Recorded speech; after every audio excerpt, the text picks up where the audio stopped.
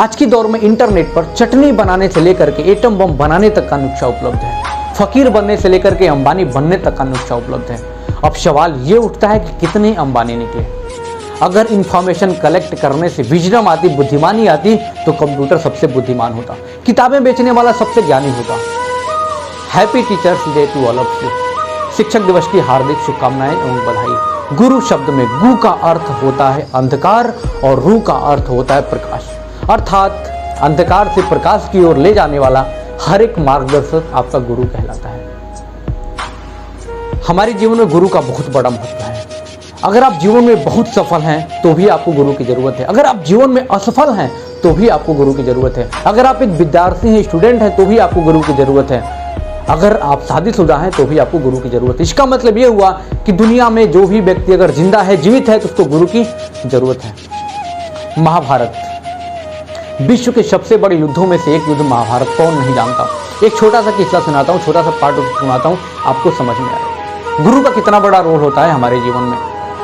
जो पूरे महाभारत में जो सबसे इंटरेस्टिंग, सबसे बढ़िया जो युद्ध माना जाता है, खतरनाक युद्ध माना जाता है, वो कर्ण और अर्जुन के बीच में माना जाता है।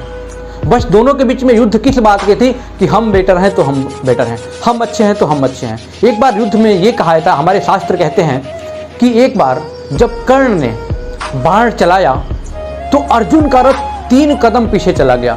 क्या बताया मैंने? जब कर्ण ने बाण चलाया अपना, तो अर्जुन का रथ 3 कदम पीछे चला गया। अब अर्जुन की बारी थी कर्ण के बाण का जवाब देने का।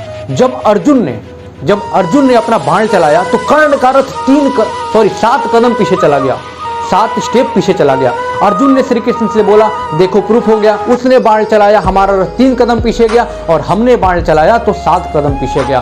तो श्री कृष्ण ने कहा, बेटा अर्जुन, तुम्हें वही दिखाई दे रहा जो तुम देख रहे हो।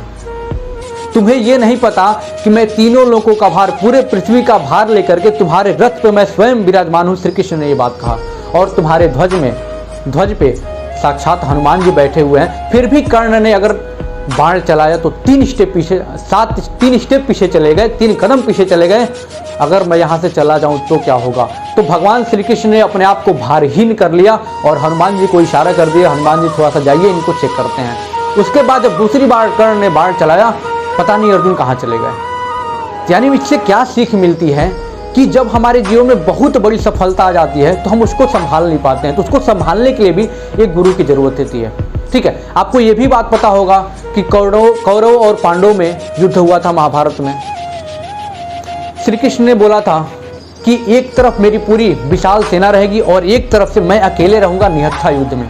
तो दुर्योधन ने क्या किया? पूरा सेना मांग लिया। दुर्योधन ने पूरा सेना मांग लिया और अर्जुन को सिर्फ श्री कृष्ण मिले। और पूरा इतिहास गवाह है कि विजयी कौन हुआ, किसकी हार हुई, किसकी जीत हुई। तो बस मैं आपसे यही कहना चाहता हूँ कि अगर जीवन में आपको सफल होना है तो एक मेंटर की बहुत ज़रूरत है, एक गुरु की बहुत ज़रूरत है। बस लास्ट में यही कहना चाहूँगा कि एक गुरु को बनाओ, एक मेंटर को बनाओ, उस पर ब्लाइंडली फेस करो। जो कहता है गुरु उसको आँख बंद करके फॉलो करो। Thank you so much. Video अच्छा लगाओ, कमेंट करना, लाइक करना, शेयर करना। Thank you so much.